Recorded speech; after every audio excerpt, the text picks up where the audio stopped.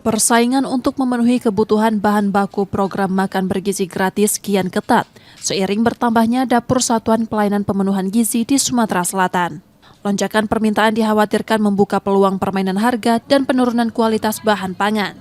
Dinas Ketahanan Pangan dan Peternakan Sumsel kini memperketat pengawasan di tingkat produsen untuk memastikan komoditas seperti telur dan ayam potong tetap berkualitas demi menjaga keamanan serta kelayakan menu MBG.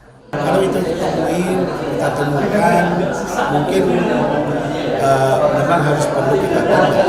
Tapi yang jelas